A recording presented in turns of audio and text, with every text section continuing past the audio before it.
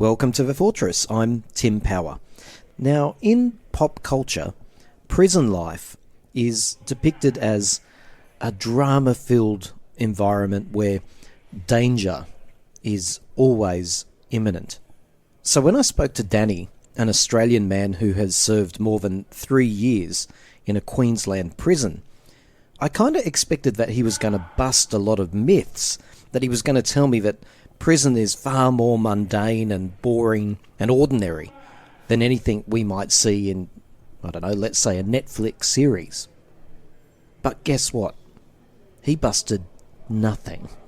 If anything, prison life, as he describes it, sounds far worse and more harsh than what we tend to see on the TV. Danny confirms that the weak are preyed upon. Being the prison bitch is a genuine possibility, that racial tensions do exist, that being gay in prison is practically a sentence in itself, and that the quiet and the reclusive simply do not last long. Danny talks to us about his early life of crime, where doing people over was simply par for the course. He tells us what it's like in maximum security prison, and now, as a very active, hands-on father, he tells us how his new life focus is giving back to his community. We really should be listening to people like Danny, who've had extraordinary life events when it comes to healing our communities or facing issues like youth crime. People like Danny have an insight that most of us simply cannot draw upon.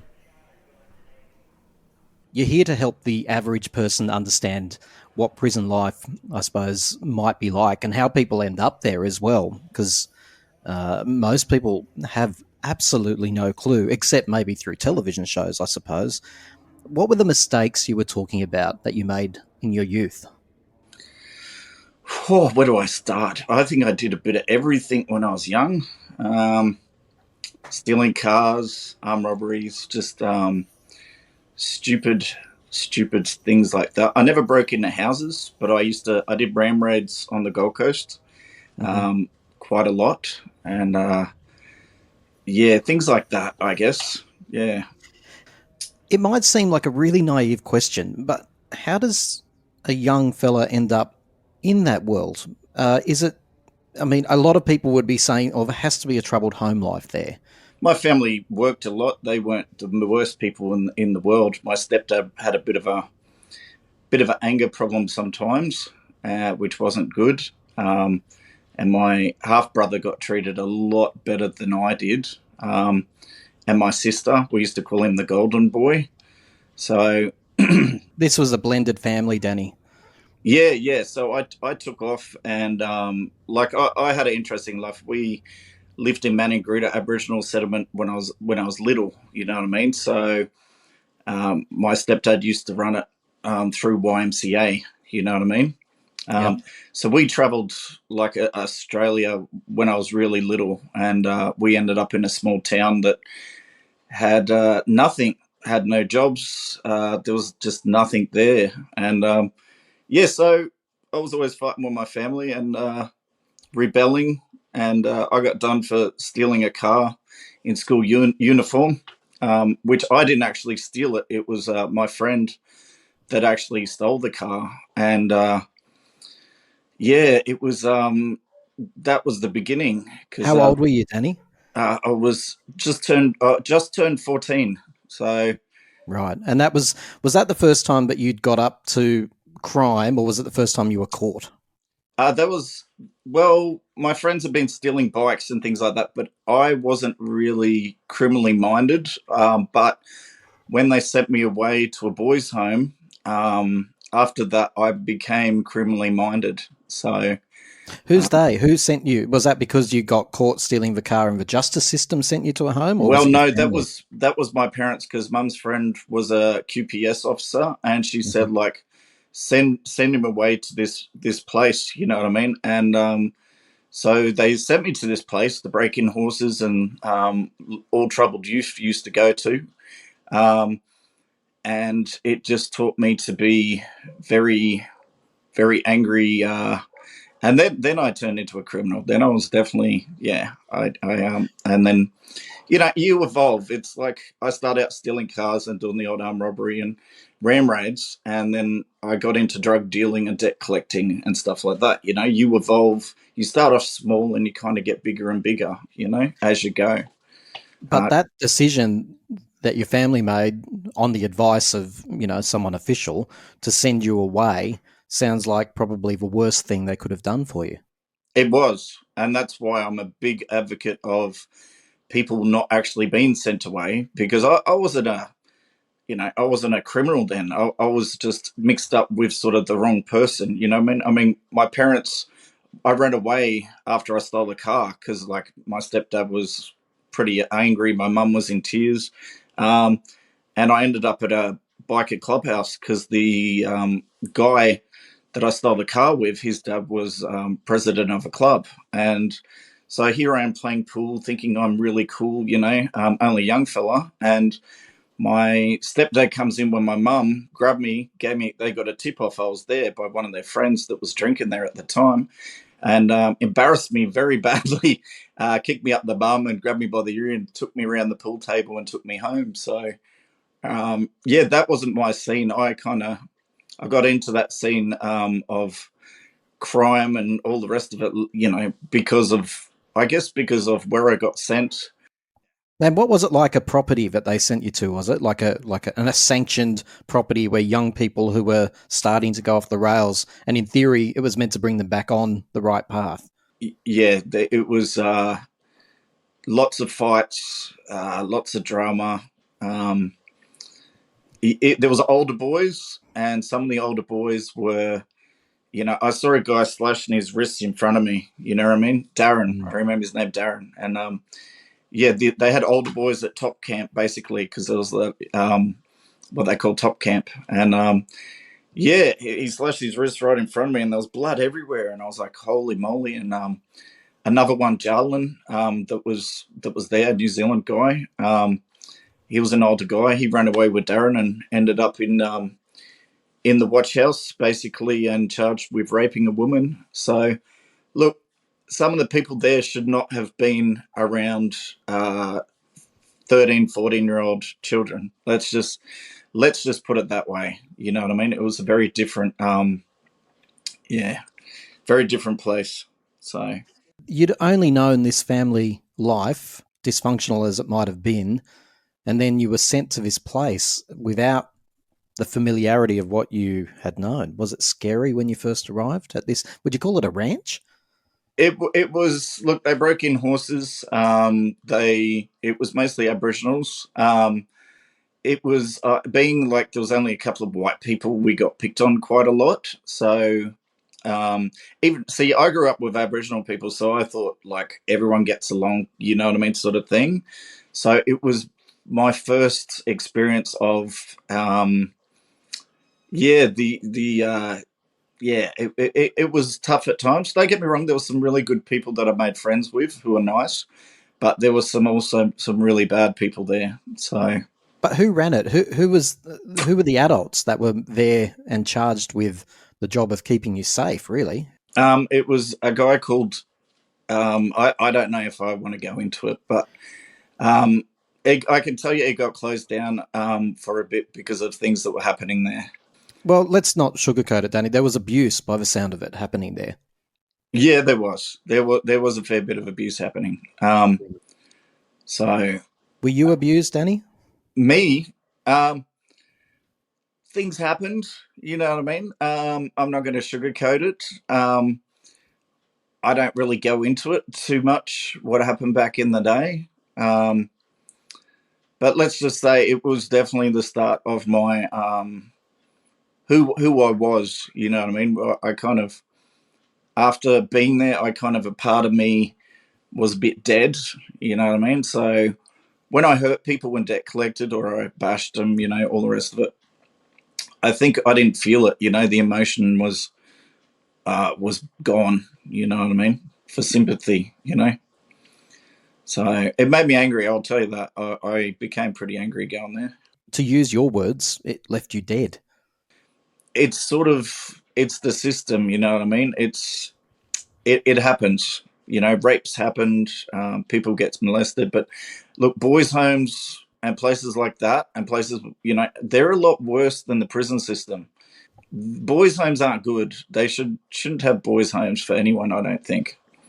Danny, tell us how you got away from this boys' home. Like, did you run away from it? Were you released from it? How did it be that you were no longer at this home? And what did you They do sent me next? back by plane to my family, basically. And when I got back, my parents noticed the change. I was a lot more aggressive and um, different, I guess.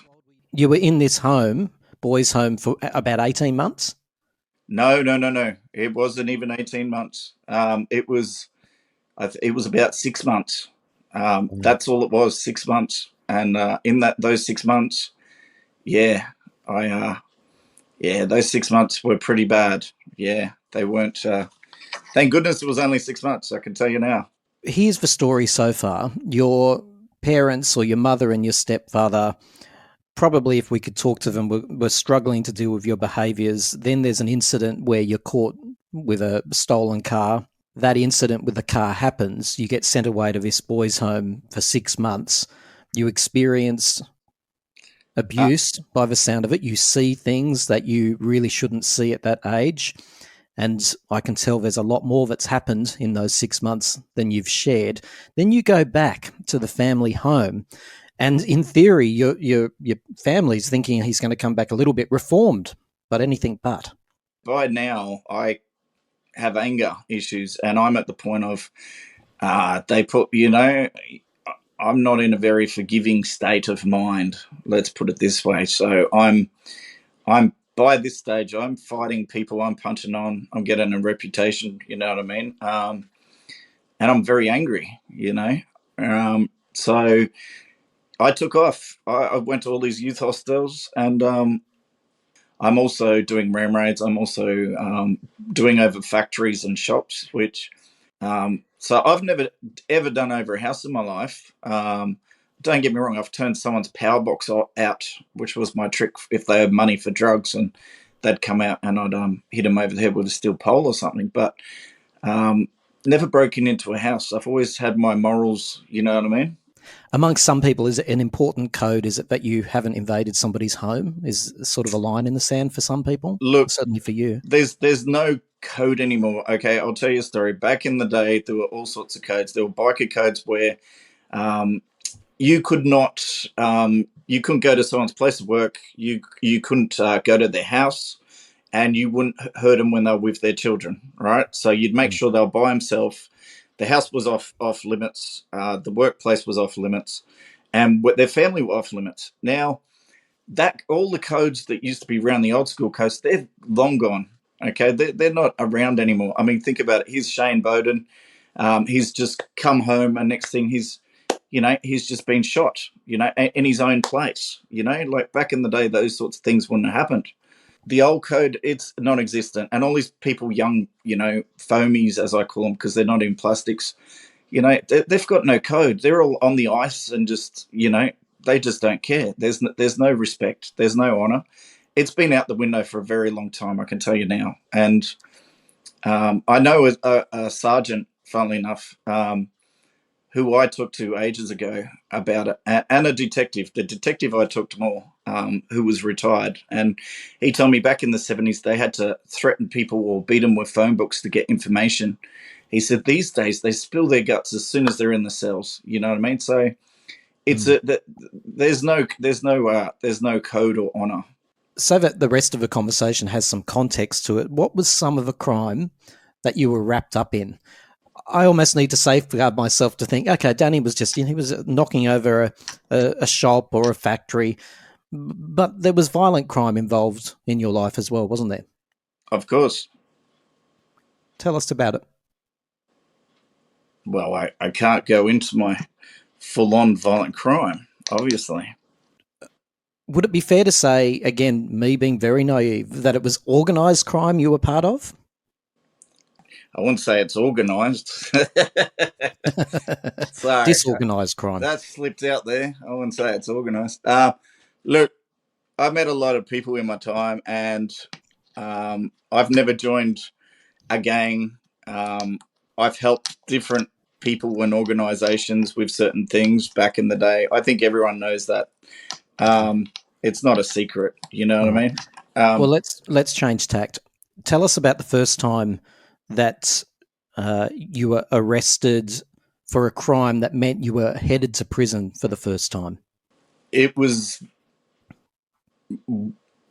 yeah. Well, it was like, oh shit. I almost got shot actually because I was running along the beach, and a detective, the armed robbery squad, actually had his gun, and I had my hand in my bag because I was trying to get rid of the weapon, basically.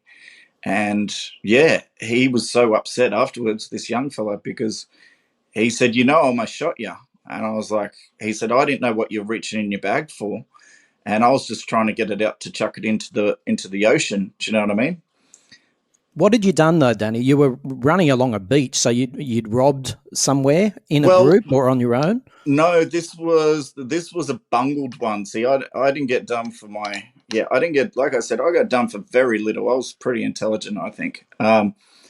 So me and my associate went to a place we owed money for drugs, weed basically, and I was supposed to get back pay, and it hadn't come through, and they kept on stuffing up my youth allowance to pay this drug dealer, and he'd been harassing. He went around to the youth hostel and kicked in the letterbox and did all this weird and wonderful things. So we went to this shop anyway, and there was a guy there. So we're like, oh yeah, cool. And we went away. You know, we came back, and next thing you know, there was a lady there.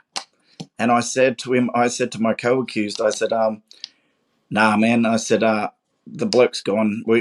Let's. He said, I'm still doing it. I'm still doing it. I said, nah, man. Like, let's just leave it. You know, we'll wait till the bloke's back. So, because see, I've always had a respect for women, even when I was debt collecting. You know, it was like I didn't believe in hurting the women. You know, or people with children.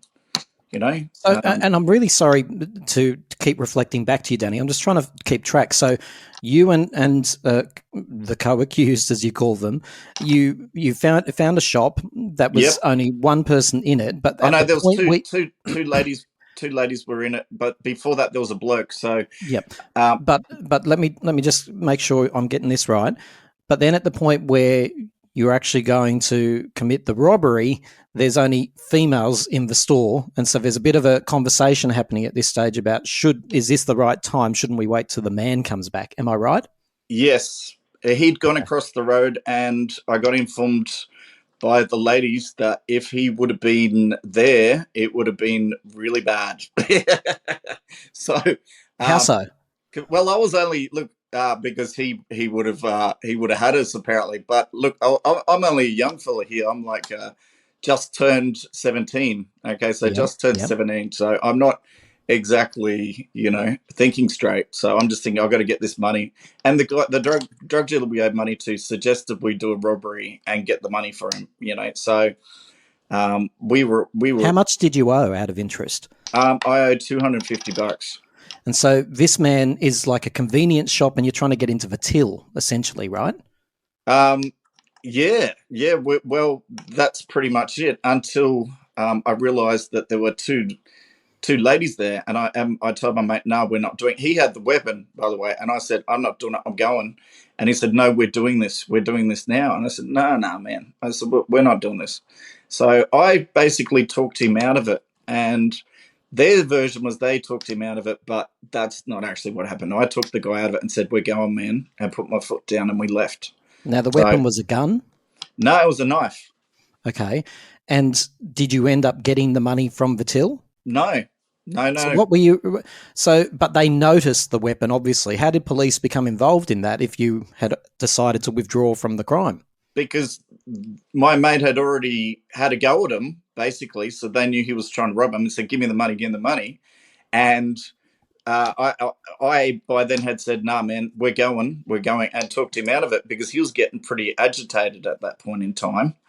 Anyway, we took off along the beach, trying to get away, and there was cop cars everywhere. We see them on the Esplanade. We see D cars, we see police cars, and we're like, holy moly! So my co-accused, he goes swimming. He thinks he can swim to Fraser Island, and he This is gives on the me Gold Coast by the sound of it.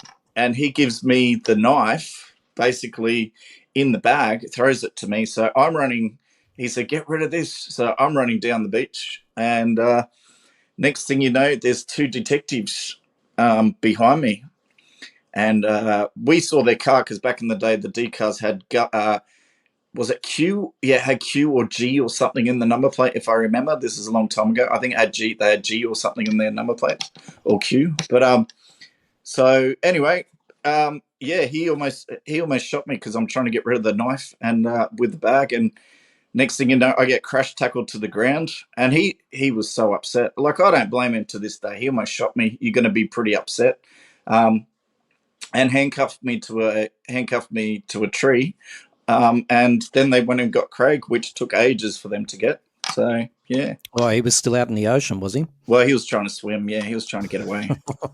So we're not talking sophisticated crooks, are we, Danny, to be fair? 17-year-olds, very young. Not at the start. Not at the start. See, you start off small, and then you get sucked into when you got, like, when I was drugged out, I had 12 people all working for me, you know what I mean? Bringing in large amounts. And that, so you realize that money's where the drugs are, weed, like, Yep. so you evolve, Then I So went. You didn't get put in prison for that incident? No, it was after I went to the Gold Coast and got done for Brothers Nielsen. I did ram raids on the Gold Coast, and I did ram raids, and I hit a place like 3 different times, with a car, and got away with like 75 grand's worth of stuff or some weird stuff back in the day. So, Mate, can we just, like, I know that ram raids to you is like, shorthand for whatever it is. And I've got a sense of ram raids when you put a car through a building and then that exposes the building, you get in, you take what you want and you leave. What are you ram raiding? And are you in a group of people? Is it like convenience stores? Is it pubs? What are you ram raiding? I did have a group. We were all street kids, or homeless, and some of us came from the youth. I was staying at Mac House, the youth hostel. So people wanted their cars burnt out, so they'd pay me $500 to steal their car and burn them out so they could claim on the insurance. So I did too many to count. Do you know what I mean? So yeah, I was making money. I was getting wiser and smarter. Being processed for the very first time into a prison. Just take us to the point of processing exactly what happens. Walk us through. Okay, so you come from the watch house, okay? They put you in a paddy wagon and they take you to a jail. Usually, back in the day, it was Arthur Gorrie, okay? Right. So at Arthur Gorrie, you'll be taken out, you'll be strip searched, upon which you'll be squat and cough to see if you've got any items.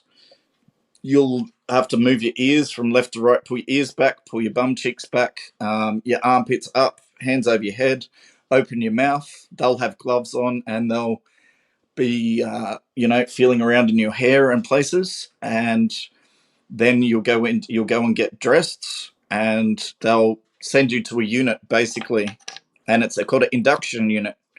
So, and the first time that happens to you, that you're being processed, what's going through your head? Are you already a little bit familiar with this because of maybe curfews and youth houses you've been in, or is this an absolute shock to the system? No, well, when you go to the watch house, you have the same thing. So when you first get caught for a crime, they will search you.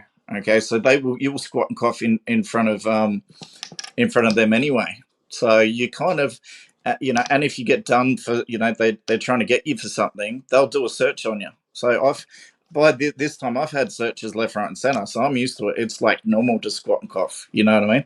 Yep. It's not embarrassing. It's just how it is. So I go to court again, basically for ram raids, and I'm like, okay, I'm definitely, this is it. I'm going away. You know what I mean? Like, they're gonna, and The judge, it was the weirdest thing. The judge um, let me off again. And like, because of your young age, rah, rah, rah, people complain about the justice system not working for young people. I've got to be honest. It really doesn't. They keep giving them chances upon chances upon chances. And I'd done like 6 months, and they let me back out. And I was like, because of your time served and the nature of your young age, um, they let me back out, and to be honest, I was blown away. So um, I'm out free, going, wow, I'm invincible. Okay, so you're released, you're feeling a flush of invincibility. What happens next? Well, I started getting in with this other people, and we started doing over a few drug dealers, which seemed like an all right thing at the time. I mean, they're drug dealers; they're not going to run to the police. You know what I mean? Like, what are they going to do? Excuse me, police officer. I've just, had 2 pounds of weed stolen. You know what I mean? Um, so that was kind of when I started making really good money, and then there was a real estate, which, well, I can't talk too much about it. I just realised, but look, there was certain places that we did over safes and things like that. We'll stole money from, and a lot of the time it was an inside job. Do you know what I mean? Like someone that worked there or was disgruntled, Yep. who wanted money, and they're like, "Well, I know this work place has all of this money at it. Blah blah blah. This is how you do it." So yeah, I took off, and I was doing pretty good for my age, and I was, yeah. Mm. So I go back to my one of my hometowns, because I've got a few hometowns really. Gold Coast is definitely one of them, and start running amok again, and I get I get done for stealing cars, and some other stuff. And next thing you know, this time I'm sent away for 3 years, 7 months, and 14 days. They sort of go, all right, we've had enough of you. You're going away. And That's not just stealing cars, though, is it? It sounds like was there violence involved in that episode? well, I resisting police. Just there's a long list. We'd be here all day. Yeah, yeah. Okay, fair enough. So this time you go away for 3 years or more, and are you put into an institution the type of which you'd never seen at all up until this point? Okay, now Woodford, when we went in there, it was really strange. There was smoke in the air, right, coming from and I was like, wow. They gave us our food, and there was a rock in the food, and I knew something. We'd got told at Brellan that there was going to be a riot. Okay, so people weren't happy. There's going to be a riot. The whole jail system knew there was going to be a riot at Woodford because they weren't treating them very well. Now, for the international listeners and the Australian listeners too, Woodford is a prison in Queensland, right? It's Maximum security. maximum security. So you're in there, and this is a brand new experience for you. You get a rock in your food, and you are aware that a riot is pending. Okay, well, my first day, they rushed me into a unit, okay, and there was smoke in the air, and we were all talking, going, what the hell is going on? Okay, so next thing you know, there's bang, the window's smashed, and it's like about 5:30, 6 o'clock, and I'm like, I'm looking out going, holy shit. Like, there's people with socks, brown socks on their heads with holes in them, and jumpers, your brown jumpers that were cut off and holes in them. And I'm like, wow, this is like out of a movie. So I leave my cell, as you do, and there's a guy who's on the phone, okay? Because you had your phones at residential that you could use. And he's on the phone talking to his mum, saying there's a riot going on. So the phones were still working because you had a card where you could put in your prison number to use the phone. So you could still use them. He's talking to his mum, there's a riot on, mum, blah, blah, blah. Another person who I knew had ripped out a bar from the Coke machine, and all his Cokes and soft drink had come out. And I grabbed one of the cans of Coke and started drinking it, basically. Of course, I put a token there to be legit, of course, just for the viewers.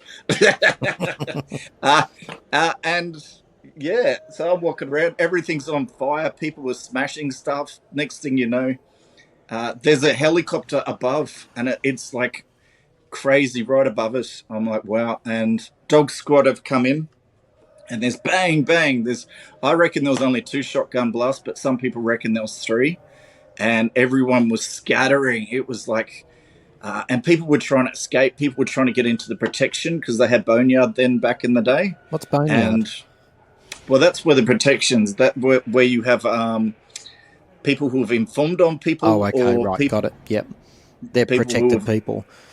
Sex offenders, police who have, obviously they can't go in mainstream police, so they'd go on protection. And to be honest, awful lot that owe money for drugs. Mm-hmm. So if you owe money for drugs and you can't pay it, bad things are gonna happen to you. You're gonna either have to give sexual favors to pay off your drug debt, or you can get bashed or really killed, or you're end up pay on up in some way, right? So take us back to the riot. Don't move away from that. So people are trying to get into that. There's a helicopter up there.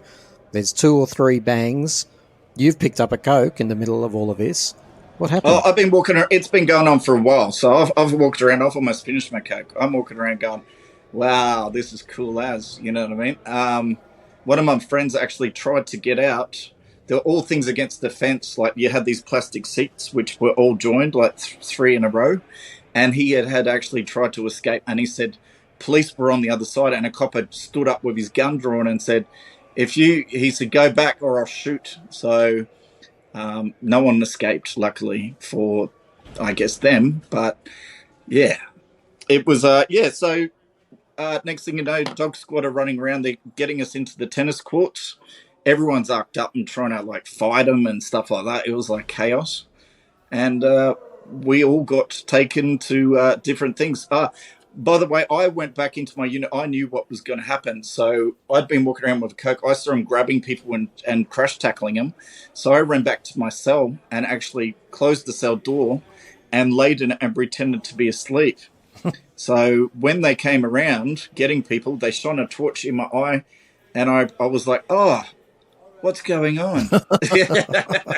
So wow. I got to stay at residential because they thought I was a non-combatant, which I wasn't. I was just walking around drinking a Coke. And this was your first day? This was my first day. It was crazy. I was like, and they got a little intercom where you can call the screws or you can listen to music. And I put on the song, and this is True as God. The Bloodhound Gang, the roof is on fire song was on. And I was like, and we all pissed ourselves off, and it was hilarious. Wow. We were like, oh my God. So, Danny, I'm assuming the smoke was because prisoners had set things alight, right? Well, Spider 5 set a mattress on fire up at Secure, which burnt the perspex, which they claimed couldn't be done. And they got out. Another guy threw a TV, who I can't talk about because he hasn't been charged for it, obviously, and the riot was on. So the screws were trying to defuse it before it happened. They knew it was going to happen by trying to order pizzas, for the prisoners, which is what I heard. And Danny, for a lot of people telling this story, it's their first day in a maximum security institution. They'd be telling it with, like, fear, but you are walking around thinking this is wicked. Man, I'm only young. I'm not a big fan of the system, at this stage. I mean, I've in my prison time at Woodford, one of the screws reckoned that I had the most amount of breaches, pretty much. So I had like stupid amount of breaches. I was always in trouble making brews, tattoo guns, or doing the wrong thing, even stealing the screws cups, because we had plastic and they had proper ceramic ones. Right. So I'd steal them at movement control, or their lighters, because they used to control the lighters. So, look, I was always into something. So, yeah, back then it was like a big, up yours. Tell us about those 3 years in Woodford. Day one was a bit of a highlight by the sound of it, and you were always breaching the system, in trouble for probably what you'd call misdemeanors, I would imagine. Can you take us through your 3 years? What was it like? I wasn't bored, see, because I had I had Max Sicker. He worked at property, so he was in jail for setting fire to a police station, and yeah, later on he killed the Singh family, obviously, but he wasn't in there for that crime at Woodford. You know, he was in B4 unit, so he would get me lighters and Uniball fine eye pens, which you could use for tattoos.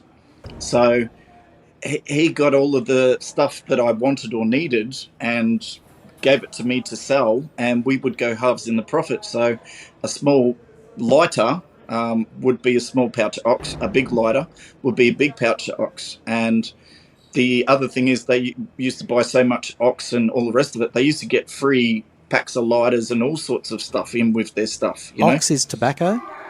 It is white ox, yeah. So um, yeah, I was busy. I was busy. I was busy selling and making money. I don't remember being too bored. Right, and so Uh, did you have a crew before you went in on that day one that you described to us, or does the crew find you? I didn't have a crew in jail. I knew everyone. That doesn't I knew really work everyone. like in the movies. Because for me, you've just described you've got a little business going. I would have thought that Oh, was a crew of people. yeah, I guess so. But I wouldn't consider like us a gang or anything. Like we were. Um, look, it's different in jail. You're just another bum in the shower. I mean, I used to push Rocco Barbara around in a wheelchair. Okay, I had him up on two wheels, and he used to laugh. You know what I mean? Like that to me was entertainment. I had Max pull me aside and say, "Hey, you know this guy Rocco Barbaro? He's high up in the mafiosa." And I said, "No, he's Rocco's not. He's funny as. He's not, you know." And later on, I found, he was, he was high up So these in the names that mafia. you're throwing around, these are obviously all high profile to people that work in justice or have been in the criminal world, because I've never heard of them. And I'll put my hand up. I don't know who you're talking about, but they're high profile people. Well, when you go to maximum security, you meet the high profile because they put them in maximum security Of course, jails. of course. So, yes, they are. Like I said, I mean Shane Bowden, his high profile. He was, I met him at Brallen before. Tran Van Buy, he was a murderer. I used to talk to him and sold him lighters because he used to smoke. So, yeah. And presumably you'd come across people that are just on eye contact, incredibly intimidating, and you get the sense that they're dangerous. Look, I had two different people wanting me to be their boy. Okay, and one of them ended up with a boy.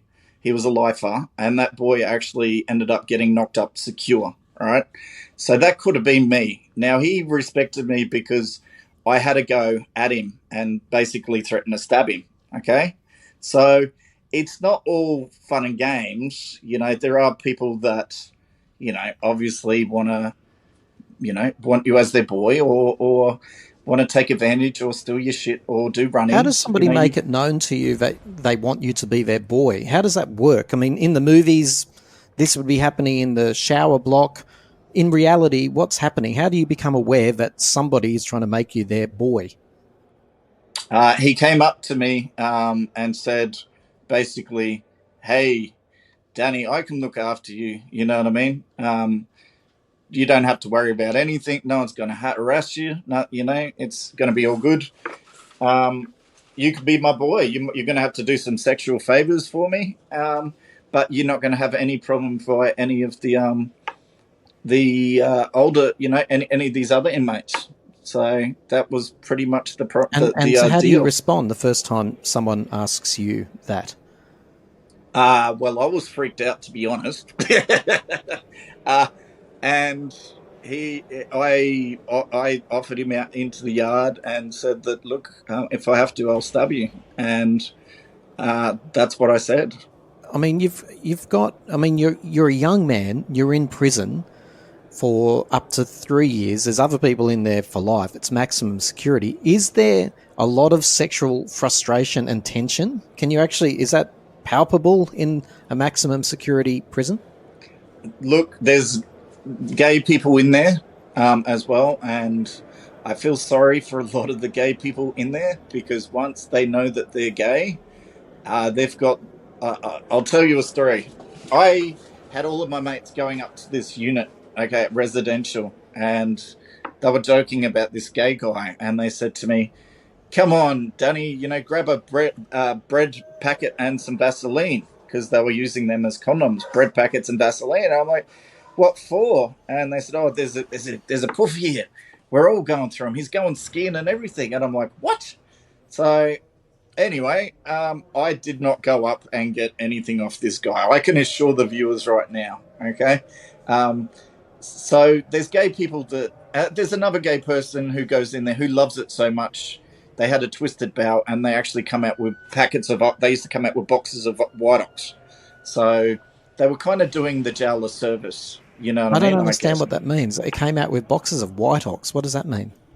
Well, they were doing trades Oh, for sexual favors for the White Ox, but so willingly, not against their will.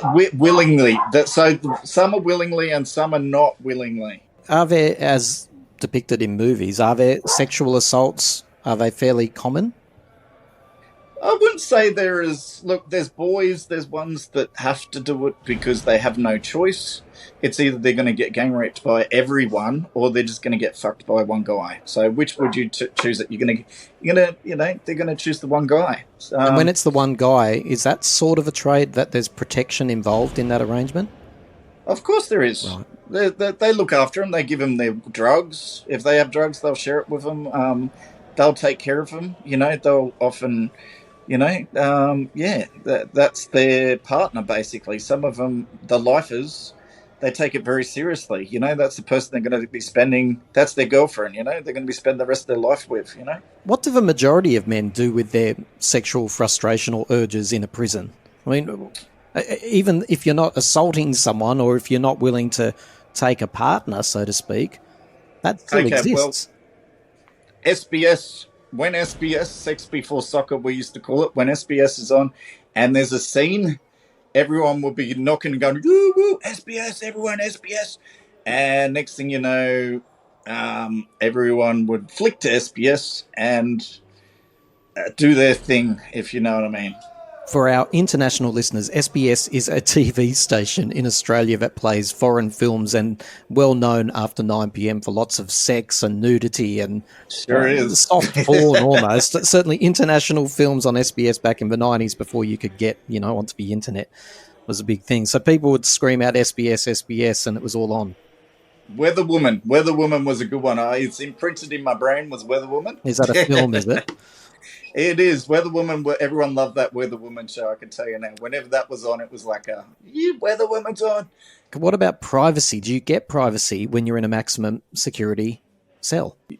If you're having what they call a frig or a wank, you would put the towel over, or you're in the shower. You're not supposed to, but where the cell is, it's got a little perspex bit. You'd put the towel over it. Okay, so that's a sign of I'm busy and leave me alone, respect me, you know what I mean? And do the officers respect that as well? Shit, no. They bash on it and they take it down and say, don't put that back up. Yeah, no, they don't respect that shit. But the crims, they respect that, That's the equivalent of a sock on the door handle, isn't it? It is. It's a leave me alone, I'm busy. You're not supposed to have anything on your door. But yeah, that's what you do. Don't get me wrong. Late at night, I've had many a celly. The bunk, like back in the day at Barallan, where the bunk was moving, and it was like because they had old bunks back in the day with real dodgy kind of setup, and the bunk would be like moving a bit, and you'd be like, oh god, here we go. I got charged with destroying property basically because I put a hole in a pillow, which was in Woodford, which was plastic up at Secure. It was like a rubbery sort of thing, and put a White Ox packet inside it and a smiley face on it. And we got ramped, which is a search, and the screws came in, and they said the lady who was one of the screws, she couldn't stop laughing. She just cracked out laughing, and they all pissed themselves laughing. They thought it was the funniest Danny, thing in the I am world. so slow to catch on, but essentially, are you saying that you made a woman out of a pillow with a hole in it? I did, and a White Ox packet with Vaseline in it. I did indeed, but and I put a smiley face on it. It was a bit of a joke, basically, Well, you not a know. joke. And Did you use it? Or was it a of joke? course I did. Oh my goodness. I've been in there for a while now, man. I'm starting to look at some people like, hey. And is there privacy though? Is there enough privacy to use a toilet without being watched? Use a shower without being Oh, watched? look, they've got an outside communal toilet. So the rule is in prison, and I've seen people getting the crap beaten out of them for this. You don't do a crap when you're locked down. So when you go to lockdown, you don't do a crap. You do it in, if you got to go to toilet, you do it in the communal toilet that's outside. Yeah, so you try and make it so you don't use your toilet too much, unless it's for taking a leak. Certainly not for doing a crap when your celly's in it. That can be a fightable offence. What about from officers? You've got privacy from the officers as well during shower time? Not from the officers. Officers, I've had them walk in and look over and check that doing counting people. You know what I mean? You don't have any privacy from officers. You can be on the toilet, you can be in the shower, and they can check up on you. Right. Danny, it sounds to me like you had a personality that had developed enough to be a bit resilient to a place like a maximum security prison. Did you ever see anyone come into the prison system who was ill equipped, just totally wasn't going to survive? I saw heaps. I saw people.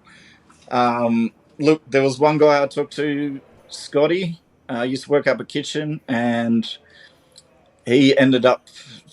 Yeah, he was throwing stuff at the fence at Woodford, and he ended up at Secure, and he ended up getting knocked up at Secure. A guy that got bashed really badly with an ice bottle. They had honey bottles. You'd fill them full of water. You'd put them in the freezer so they got hard. Put them in a sock, and you'd bash people with them. You know, at Barellan, it used to be a small can of baked beans, which when I was there, I saw a guy come out staggering out and blood all over the hallway because they'd put a blanket over him early in the morning and smashed him really badly with a sock with a tin of baked beans in it. And what would cause that? Is it the fact that the person's weak, or is it that they owe money? What would make someone become so disliked in their unit? The guy didn't fit in. So the guy with the baked beans didn't fit in the unit. So if they've got their crew and they don't trust you in that unit, they will try and force you to leave. So they'll harass the crap out of you, make your life a living hell so that you go, I want to swap units. You know, I don't want to be in this unit. Why didn't he fit in? What was it about him, I suppose, that meant he didn't fit in? He didn't fit in. He was kept to himself. Didn't associate. Everyone. You got to get along with everyone. So you talk to people. You make allies. You know, you help them if they got a problem with something. Right. He kept to himself and didn't pretty much talk to anyone. So, but it seems to me like keeping to yourself would feel like an instinct. But actually, you're saying in prison that's probably not very helpful at all. No, don't keep to yourself. Associate with people. They'll think that you're weak, and they'll stand over you. They'll take your buy up, and maybe they'll take your virginity. You know, because you don't want to be weak. You don't want to be seen as weak, because bad things will happen. At any point in your time in prison, were you assaulted violently, sexually at all? Not sexually, I can tell you now. And punch-ons or being king hit or other things, or one guy over a buy-up because he wanted a Uniball pen and they'd gone up in value basically. And I was selling these Uniball pens, Uniball fine eye pens, which you can use for jail tattoos. And it was $100 buy-up I was actually selling them for because they were so hard to get. And he didn't want to pay the $100, so he tried to stand over me. And I said, nah. So I copped a little bit of a hiding. He didn't get his Uniball pen still. Do you know what I mean? What did he do to you? Oh, just tried to stand over me, threatened me, was in my face. I said, nah, not happening. So we had a bit of a punch on. He was a lot bigger than me, and I still had to go. And later on, he goes, you know what, Danny? He said, you had heart, it's all good. And that was it. So he left me alone after that because I had to go back at him. So is the concept of top dog or a leader of a prison. Is that a true thing, or doesn't that work like that? Look, there's gangs. When I was there's different groups. There was a bit of a race problem happening because people didn't want it to be like Barallan. So there was problems with the Aboriginal people and the white people because the white people didn't want the Aboriginal people taking over, and the Aboriginal people didn't want the white people taking over. In prison, were things generally divided along race lines? Like if you were an Asian prisoner, for example, like did you stick within your race and culture? They had the Asian units, so they had like most of them were were in there. Were a lot of them were in for heroin, drug dealing sort of thing, mostly heroin. So they had their own unit at residential. And yeah, and I guess the Italians like Max, Rocco, Giuseppe, they all used to play cards together and associate together. So yeah, the Italians used to hang out with the Italians, I guess. So yeah, I guess they all had their little cliques, you know what I mean, sort of thing. And the Aboriginals, a lot of them were good, but there were also the groups that used to run in on people and rob them. You know what I mean? They'd see someone with buy up a new person, a small white guy or something, and they'd beat them up and steal their buy ups. Right? Then there were Aboriginal people that would say, "Hey, leave him alone." Do you know what I mean? Like, yeah. So look, there's good and bad in all races, and there were white people doing run-ins on people as well. So they're all doing the same, you know, the same sort of shit. Do you feel like you spent time amongst psychopaths? No, they're not. I got them best with the lifers. Look, the lifers I can relate to and understand. Okay, like one of the lifers who's died a few years ago. I told you I became friends with him. He's the one that wanted me to be his boy. Mm-hmm. Okay, and I saw his brother on the outside, and he had been through the same sort of stuff as me, and he actually got a big payout for something for being raped in Bogoro jail. You know what I mean? You know, I understand why these people. Usually, it's child. It's you know, there's something's happened. It's you know, something as a child or a teenager or Yep. as a young person, bad things have happened to them. And me, when I was debt collecting and I was hurting people, you know, I didn't care. You know, I didn't feel any sorrow for them. You know, I didn't feel like, oh, you know, you can't. It gets killed. You know, that part of you gets killed, man. You know, you lose that. You lose that empathy.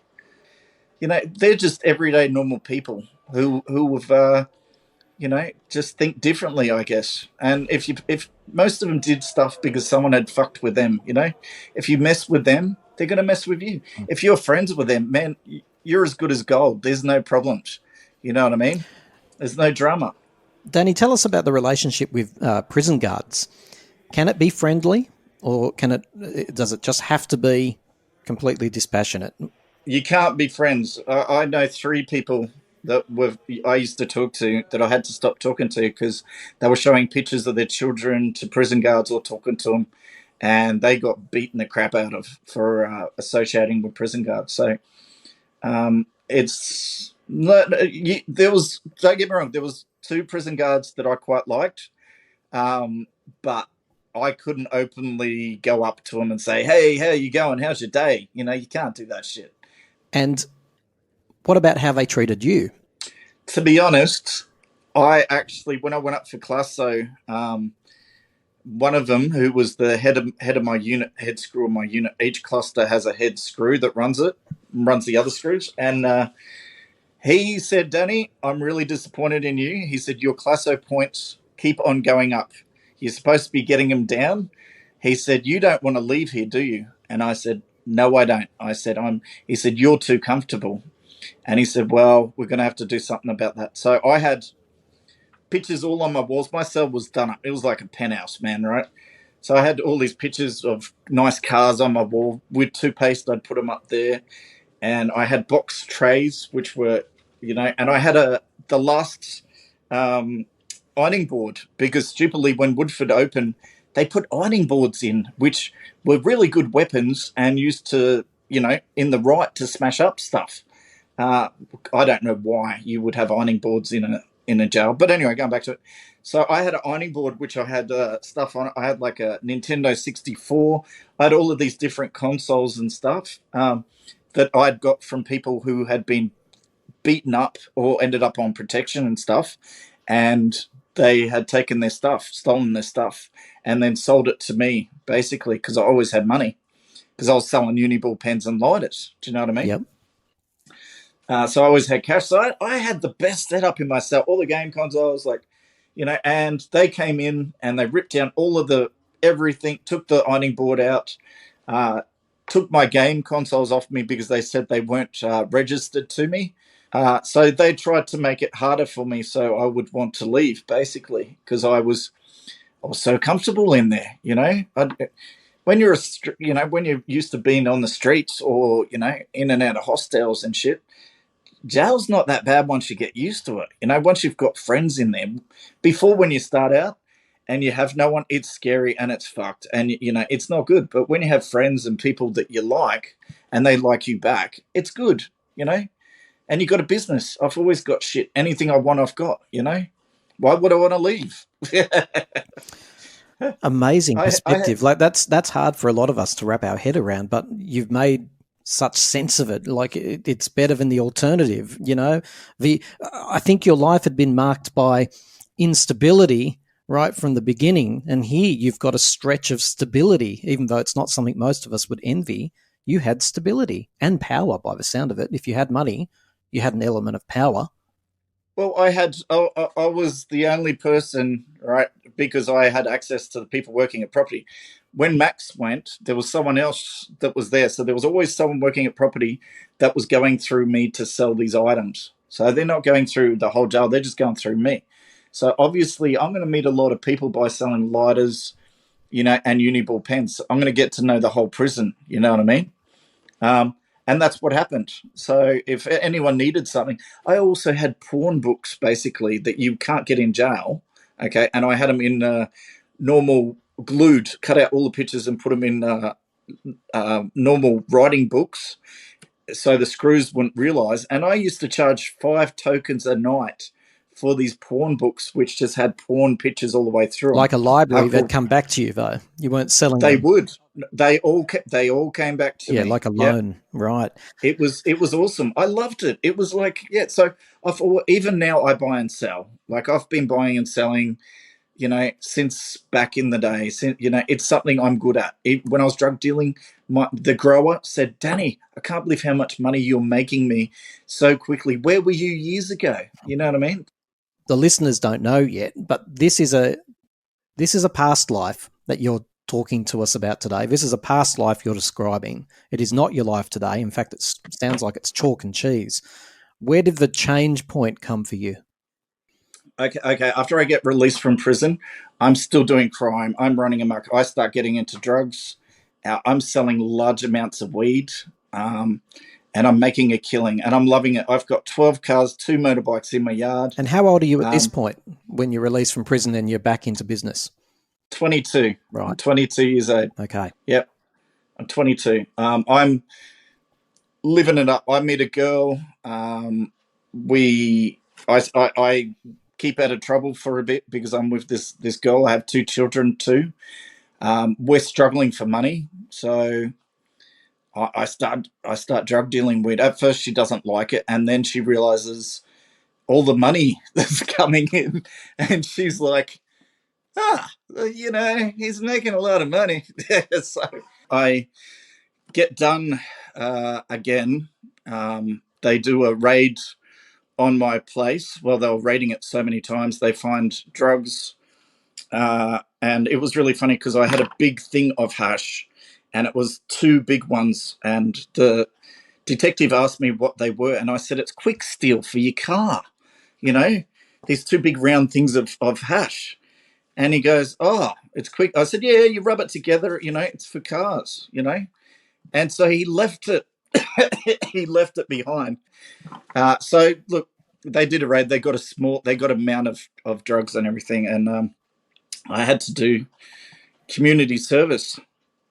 So yeah, I got community service and I was doing it rest, which is the dump basically, and the guy that was running it was called Sam, and he was doing a place called the Pyramid, which was helping youth to get them off the street where they could play pool and all the rest of it. You know what I mean? So I'm working for this guy doing this, and then when it ran out, I kept volunteering my time for free because I was like, he's taking me to AA, trying to help me out and stuff. You know what I mean? Because he knows, I've got alcohol addiction. So the fact this guy took me under his wing was like, oh, this is. So that was really my first taste of charity work, and I was like, wow, this is pretty cool. I don't mind, like doing this, And then I went to Caboolture. Yeah, and from there I started working for Friends of the Street, which was a very good charity, and I enjoyed helping them. They helped the homeless. I did the first. I was helping do the vouchers, the food hampers, and then I progressed. I started doing barbecues. So yeah, we were out there doing the barbecues at Bunnings and stuff for the homeless, and we do it on. They'd have free sausage sizzles where the homeless would come and have a drink and a free sausage and you know and a dessert sometimes. Danny, how old are you these days? I'm 44, I think, or 45. I can't even remember. Yeah. And your life, would be fair to say your life is very different from the one that you described to us in your 20s and 30s, right? What is life like for you today? Oh, it's completely different. I help people. So I help prisoners. I help.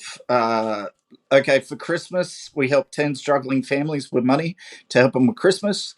Um, I've worked for pretty much there's not many charities I haven't volunteered or worked at some stage point in time. So, yeah, I enjoy doing charity work and helping people. That's who I am. And I try and, even when I was working at Lifeline and we had a guy that um, had problems and spat on a police officer, I kind of pulled him aside. He was in there for community service. I pulled him aside and had a talk to him. He was a top bloke, but he had a reason why he spat on that police officer because when he was a teenage boy, he had been shot by the police. Okay. So he'd been shot and he wasn't doing anything wrong when he got shot. He was having a domestic with his family and a female police officer shot him in Brizzy. So look, they've all got reasons why they don't like, the police or the system. But yeah, I help out. I enjoy helping people. And you're a dad. You're a father. Oh well, of course. It's difficult considering he's just turned 8 years old. He's autistic and ADHD, which is he's actually only just talked the first time at school 2 days ago, which was amazing. So, oh wow, that's amazing. It is. One of the teachers was in tears apparently. So, yeah, he's full on. I tell you what, prison is a lot easier than raising a child with special needs, and I can tell you that truthfully. Well, to be honest with you, I think most people would think you're making a joke, but when you're in prison, I assume you're completely focused on yourself. Focusing on someone else 24/7 is a completely different deal. Danny, we're almost out of time. Tell me this. What do you know about this world that we live in that other people who haven't had your experiences might have no clue about? Don't alienate people, especially young people who have done crime. Try and help them, give them a trade, and teach them the right way what to do it. Because if you send them away into the justice system, it's just a revolving door and they're just going to get worse. It doesn't help anyone. Like I said, the boys' homes and stuff, they should be banned. What they should be doing is putting young people, offenders in the community to actually help. And if I was given a chance, with Sam, he gave me a chance and was like, I got trusted. Man, I was taking the money at Lifeline and banking it. You know what I mean? Like all these other charities have trusted me with, $7,000-$10,000 because they know I'm not going to take that money. But people don't. They alienate people. They make them pay for their mistakes, forever and ever. That doesn't help. That's not going to help them. Hating someone doesn't help them and doesn't help the community. You got to fix the problem. The youth problem is a big one that they need to fix, and they're not fixing it. That's why it's getting worse. Are you an upstanding member of society now? Is that how you'd describe yourself? I would say yes. I I don't think you'd find anyone that has a bad thing to say about me, unless it would be a lot of ex crims were upset that, as they said, I changed and said that's not you, Danny. But hey, I don't care what they have to say. There, you know, that's how it is. Thank you very much for giving us a glimpse into your world. No worries. Have a good day.